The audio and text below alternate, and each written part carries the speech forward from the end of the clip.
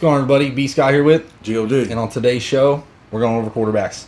It's draft week, so it's time to get ready for your draft.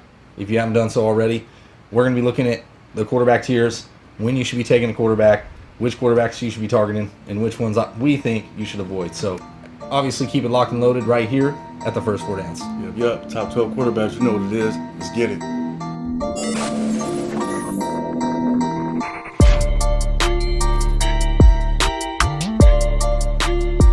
What's going on, everybody, and welcome back to First Four Downs.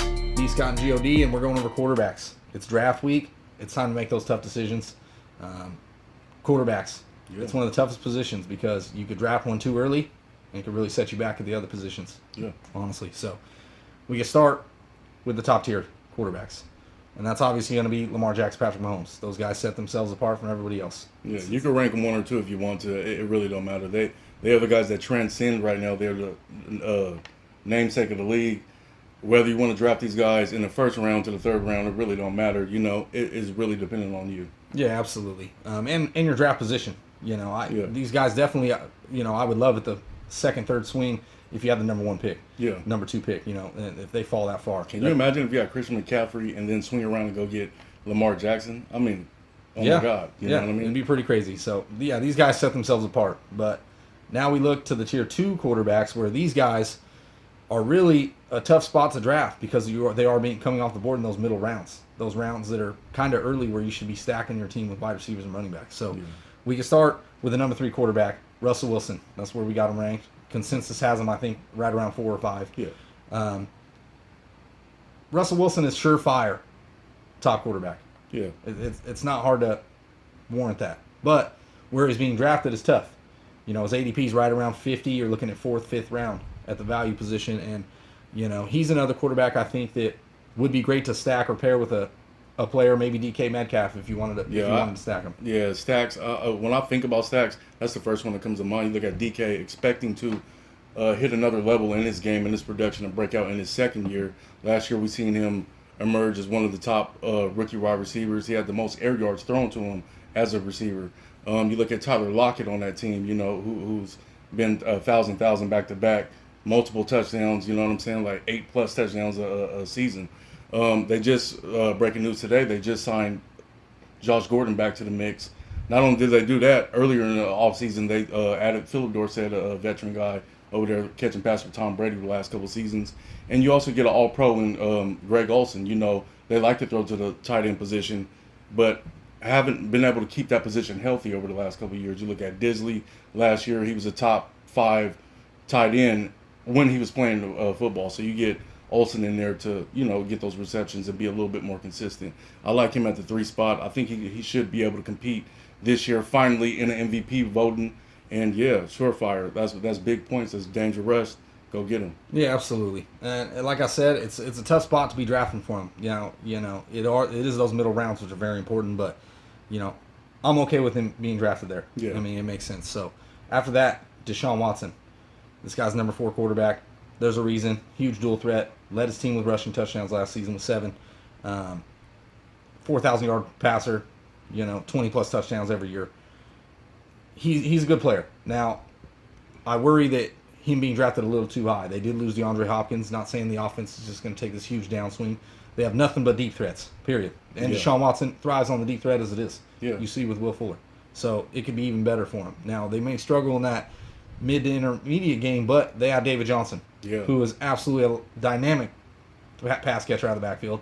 And they still got Duke Johnson, who caught 60, 70 balls last season. So don't sleep and think that Deshaun Watson is just going to fall apart because DeAndre Hopkins isn't there. I think he can still be very effective, and he's coming off the board right there in that 5th, 6th round. Yeah, you know what? I like Deshaun Watson a lot. Now, there's a lot of questions about his weapons around him. You look at DeAndre Hopkins' departure. That's around anywhere between 150 to 170 vacated targets. So, you get that guy. You replace him with Brandon Cooks. You replace him with a slot guy who's been a pro at catching the balls out of the slot, and Randall Cobb. And then you go get David Johnson. I mean, this team should eat. A lot of people don't understand and don't realize that while picking one of these players can put you in a positional disadvantage, also in that 4th round, usually when you pick a quarterback there, they always garner 100 more points than every quarterback in the league. So Deshaun Watson fits that bill as one of those guys who could be an actual league winner for you. So I really like him. It just depends on how your team makeup is. If you want to take him 4 to 5, possibly 6, hopefully 6. If you can get him to 6, that's a steal. Yeah, of course, absolutely. So Dak Prescott, that's another guy. They're all these. This is the second tier where they're being drafted 4 to 6, 4 to 7th round. Dak Prescott coming off the number 2 quarterback season, 4,900 yards, 30 touchdowns. Base. Played great, absolutely. But this is my problem with him. He was in a lot of negative game script games. Now you bring in Coach Mike McCarthy. They should be able to run the ball a little more effective, hopefully, with Zeke. We'll see if he's declined or not. Who knows? But if they can run the ball effectively and be in that positive game script, you might see a little regression on those numbers for Dak. I really don't see that happening because, they added a lot to that defense. But guess what? The players that they added to make impact, HaHa Dix, just got released today. Gerald McCoy is already out for the season. I think this is going to be the same Dallas Cowboy team that we seen last year. And then you think of CeeDee Lamb coming to the offense. No more old man Witten. You got another young guy, Blake Jarwin, who was very effective on his targets last season. I think they're going to be in a lot of slingers. I think secretly the NFC East has gotten a lot better, and I don't think people realize that. It's going to be a tough division to win football games, period. And I think Dak is going to be still there throwing that ball. He wants that contract. So, right there where he's being drafted at his ADP is very fine to me. Anything outside of that, I'm starting to question, and I'll probably fall back off of it. Yeah, absolutely. I could see that. I like Dak Prescott, don't get me wrong. He is a top 5 quarterback. He was the number 2 quarterback last season. Yeah. So for us to put him right there at the 5 spot, it's pretty reasonable. Realistic, 5 to 6. So next quarterback in this tier, Kyler Murray. This is the last guy that's being drafted in these rounds. And for me, it's just the upside. People got riding him high because they think that he's going to be able to rush the ball like Lamar Jackson. And I really don't see it. I'm not super enthused to think that he's going to rush for 800 to 1,000 yards. He's a little bitty. Exactly. He's not the size of Lamar Jackson. He doesn't have the agility. He may have the speed, but you got to be careful, especially being that small. Jackson, man. Absolutely. So, yes, he did have 3,800 passing yards last season. 20 touchdowns, 12 interceptions. He added DeAndre Hopkins. That's great. Don't get me wrong. Another year with Christian Kirk in the offense, who looked pretty good last season. Larry Fitzgerald, a very secure blanket for him, coming out of the slot. So, do I think Kyler Murray can outperform where he did last year? I'm not so sure. He finished number 6 quarterback, but we saw there were some quarterbacks, Patrick Mahomes, Drew Brees, who really got hurt, cost them games, and it cost them those spots, What really confuses me about Kyler Murray this year is, they added Kenyon Drake last year. And when they added Kenyon Drake last year, they went from being a top 5 heavy passing team per game to bottom 5 passing team per game. So I just don't understand. And they were winning games. Yeah, that's what I mean. So I just don't understand where he fits in the top 5 of players. Actually, he's my number 7 quarterback right after Dak Prescott. But, adding the Hopkins, yeah, that's wonderful for your production and your potential second-year breakout. But there are also times where you have second-year drop-offs. So this is where I start to fade the quarterback position. You know what I mean? When Dak is already gone, you get Kyler Murray sitting right there. I would probably sit back and just wait on the quarterback, to be honest with you. Yeah, absolutely. Me personally too. I've done hundreds of mock drafts. There's no way I'm taking Kyler Murray just at the ADP. It's just too darn high, too darn pricey for me. I'd rather wait for a quarterback. So don't get me wrong, he can run the football. That's a huge upside for most quarterbacks. Oh, yeah, that's the reason he's in the 5, or he's being projected to be in the 5. Yeah. So now we can move to the 3rd tier quarterbacks. These are quarterbacks that are really being drafted outside the top 6 rounds, period. And honestly going as late as like the 10th, 11th round, some of these guys. Yeah. So we could start first off with Matt Ryan. Matt Ryan's the first one that's coming off the board after those first 6, 7 quarterbacks. I like him a lot. I really think Matt Ryan, he's been an MVP before, MVP candidate. I think them adding Todd Gurley in the offseason. Base. You know what I mean? It's ridiculous. They had a younger, more athletic tight end. Hopefully he can catch some passes, stay healthy. Man, he's been talking him up a lot. He's been saying that Hayden Hurst is the best tight end he's ever played with, considering he's played with the best tight end that's ever played the game, Tony Gonzalez. So, that's huge, big ups. You still got Julio Jones over there. He's going to be a perennial top 3 guy, 1,400 yards probably this season. I'm eclipsing him to get that higher volume at the touchdowns, at his touchdown rate. You know what I'm saying? I think he's going to get more touchdowns this season, probably 8 to 10. I'm guessing, because if you think about it, Todd Gurley is that kind of guy in the red zone who's an absolute monster, catching the ball, running the ball. They're going to have to stack the box on him. You're not going to be able to play Julio the way you've been able to play him in the past. So, and not to mention, we just mentioned Hayden Hurst. Not to mention, you also have Calvin Ridley there too, who's a big touchdown threat. So I just like Julio's possible finish. You know what I mean? And I really love Matt Ryan. Matt Ryan is one of the guys that I'm really ride or die for this year. Yeah, absolutely. I think 7th, 8th round value of Matt Ryan is huge. You could stack him with Julio, Todd Gurley. You know, even if Todd Gurley, they do limit him a little bit, they're still going to utilize him in the red zone no matter what. Yeah, and Hayden Hurst is going almost like in the 12th round of drafts right now. Yeah. So imagine the stack that you could possibly have with this kind of guy. Yeah, absolutely. So Matt Ryan. After him, we can move on. This is a guy that, in my opinion, is being drafted way too late. And it doesn't make sense to me. His ADP is somewhat high, but his X rank is low. I mean, nothing makes sense. We're going to start with Tom Brady. Yeah. You know, we got him high in our ranks. That's my number 5 quarterback. Absolutely. And this is what's crazy. And Tom Brady got better in the last 2 days. 8th, 9th, 10th round, you know. Bucks just had Leonard Fournette to help him in the backfield. Solid starting running back. Gronkowski, man, he's looking great. I'm telling you, he looks great at training camp. Mike Evans, Chris Godwin. This offense is not going to skip a beat from Brady to Jameis Winston. If you think about it, it's going to be even more dynamic considering they're going to turn the ball over a whole lot less. Yeah. If you take the 30 interceptions, you give him Tom Brady just 10 of those interceptions, that's 40 more points. He will finish as a quarterback too. There's something in my mind that keeps pulsating. David Johnson, Bruce Arians, Leonard Fournette. I don't know why this is in the back of my mind, but people forget that Bruce Arians had David Johnson who fits the kind of player that Leonard Fournette is. And I think by, probably about the 4th to 6th week, he may be the starting running back there. And we may just see something incredible. I like Tampa Bay all the way. I like them in the Super Bowl, to be honest with you. Yeah, Brady, my number 5 pick, and you getting him really late in a tier where, the ADP just has him like really late, and you could pick him up at super value. Yeah, absolutely. And if you want to worry about the risk, he is 43 years old. You can never predict injuries or whatever else, but there's plenty of quarterbacks in the later rounds you can pair him with. If you're that worried about it, considering you're already drafting a quarterback in the 10th round, your team should be stacked by then. Yeah. So after Tom Brady, Drew Brees. This guy last season, in 9 games after he came back from injury, 25 touchdowns in 9 games, almost a 3 touchdown per game pace, which was incredible. On pace for over 45 touchdowns. So Drew Brees is a guy for me that I think coming into the season, they had Emmanuel Sanders. There's already a rapport there with Jared Cook. He played pretty solid last year. You know what Michael Thomas is going to do. Alvin Kamara, huge question marks. There are a lot of question marks around him, but when the guy's on the field, he's a dynamic playmaker. As long as the health is there. Yeah. And Latavius Murray, we saw in the fill-in that he can get it done if he has to. Yeah. So I like this offense. They're once again in that same division where every defense is not that great. They're going to be in a lot of shootouts, plain and simple. Carolina, the Falcons, Tampa Bay, absolutely their defense is improved, but still they're coming off being one of the worst secondaries in the league. And they still got to play that offense. Absolutely. These are huge shootout games. That's 6 potential games where you could see 30-plus points. Yeah.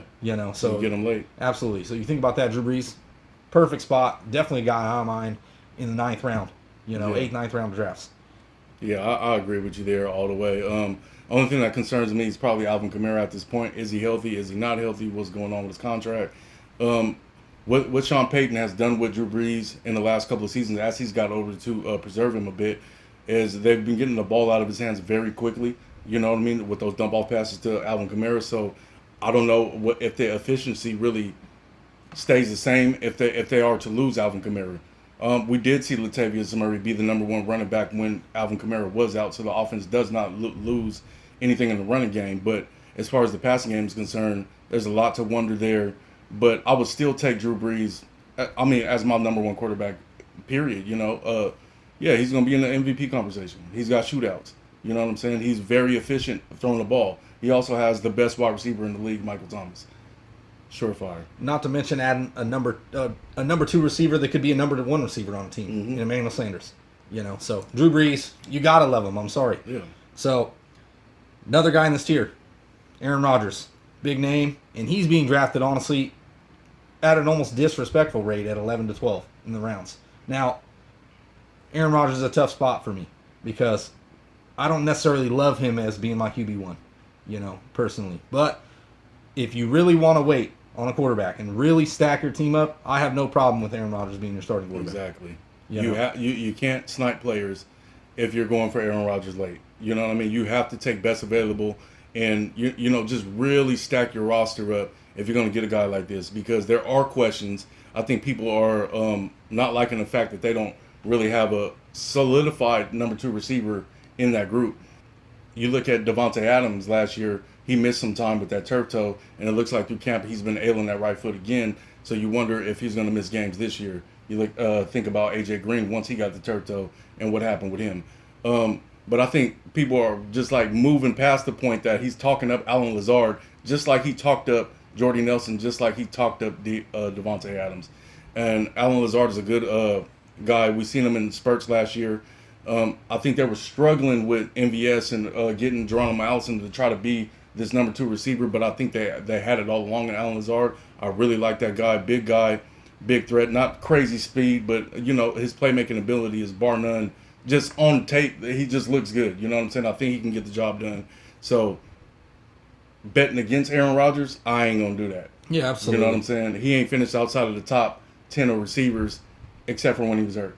So, yeah, Aaron Rodgers late, stack your team up, go get him. He's there, he's available. Yeah, of course. Really late. And if you wanted to take a chance with Allen Lazard late, if you could just run a route like Jordy Nelson, you know what I mean, we'd be all right. But anyway, there's one more quarterback that I would have to mention in the same tier, Carson Wentz. We kind of left him, for last, and I feel bad because I think Carson Wentz, absolute MVP candidate each year. At the quarterback position, he's arguably a top 5 quarterback, regardless. Now, you look at the pass catching wide receivers, the core. He didn't have it last year, 4,000 passing yards. Only quarterback in history to not have a receiver with 500 yards. Yeah. And still had 4,000 passing yards. They won the division. And also, the only quarterback last year in 16 games to throw a touchdown every single game. Yeah. That's consistency for you. Absolutely. So, but Wentz coming into the season, I had a lot of high hopes on him. We had him as high as our QB7. You know what I mean? Then, Jalen Reagor injury. Alshon's on the pup. Even if he comes off, he's got the Liz Frank coming off that surgery. That's a tough surgery for a wide receiver, especially first year in. Deshaun Jackson, fully healthy. Yeah, no, that's a late stack that I would be eyeing if I just faded the quarterback position. Yeah, absolutely. But you got to worry about Deshaun Jackson staying healthy. Yeah. Can he stay on the field? You saw in the 2 games last year, 100 yards, 2 touchdowns. I want to say against Washington to open the game. Crazy. You know what I mean? That's ridiculous with Carson Wentz. But outside of that, they're already talking. They're starting Arcega-Whiteside.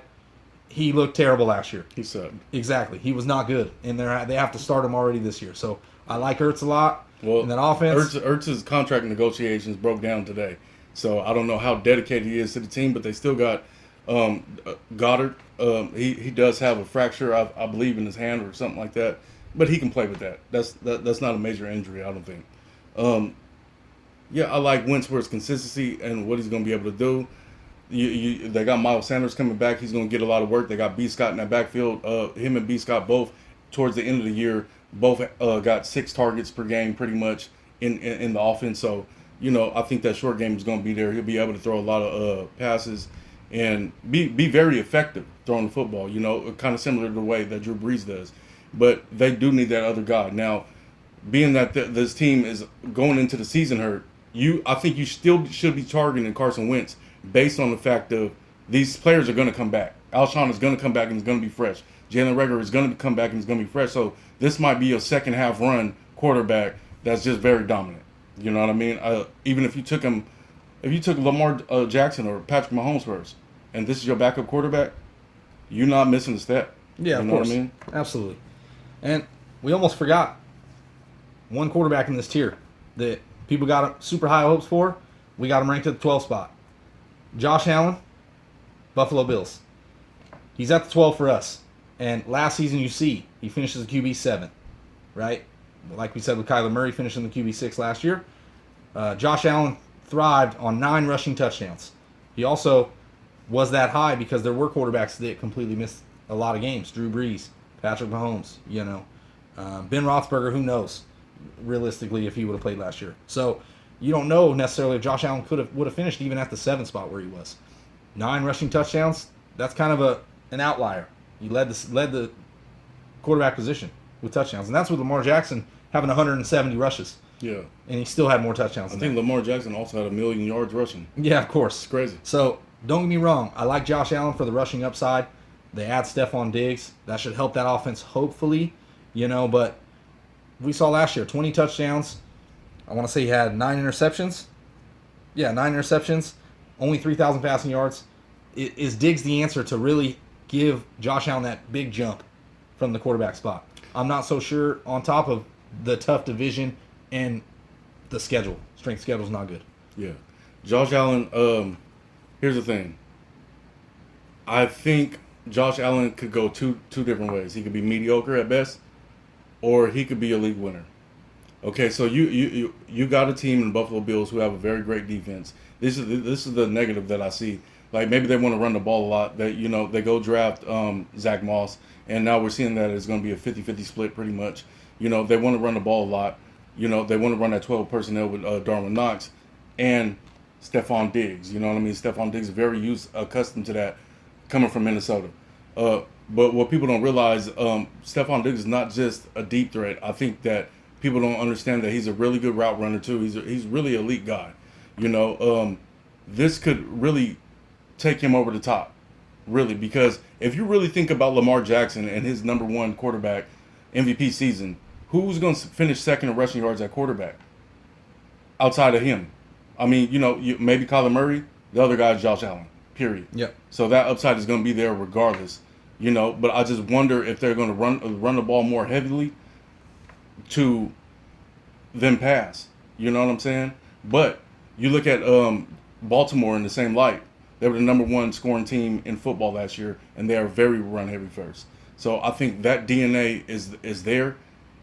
I think he can be league winning type of quarterback, but can he produce? Stephon Diggs is the only thing. He produced John Brown last year. Had 100 targets. You know what I'm saying? Did pretty good in the fantasy aspect. If he can give Diggs that production that he had in Minnesota, you're looking at a top 5 quarterback. Yeah, I think you know what? And Josh Allen, I've seen him fall in some drafts. I've seen him picked way too high in some drafts. So I'm not against any of these 12 quarterbacks personally. I'm not trying to fade anybody, but the spot's got to be right. The DNA of your team, and if Josh Allen comes at the good price, I would take him. Now I couldn't take him as high as the 7th round, 8th round, but if you can get him in the 9th, 10th round, it's good value. And we're talking 10-man league. So that's been honestly the first 3 tiers of quarterbacks. You're looking at the 12. Now there's some quarterbacks still on that backside that are more than viable. So you're talking about guys right now that are coming off the board: Ryan Tannehill, Cam Newton, Matthew Stafford. I like Stafford a lot this year. Absolutely. Stafford was red hot last season coming into the season.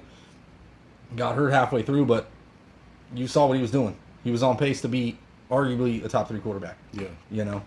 Probably playing some of his best football in his career at the time. So we got high hopes for that, obviously. That's why he's coming off the board anywhere between the 10 to the 12, 13. Yeah, and also strength of schedule in the fantasy playoffs. I think he has the number 1 strength of schedule in the fantasy playoffs. So Stafford is a guy that, even if he's my quarterback too, I'm aiming to go get him, period. Yeah, that would be good. I mean, especially if you're pairing him with a guy like Aaron Rodgers or somebody, like I said, you take a chance on Tom Brady, or you do take Wentz and you get these guys late.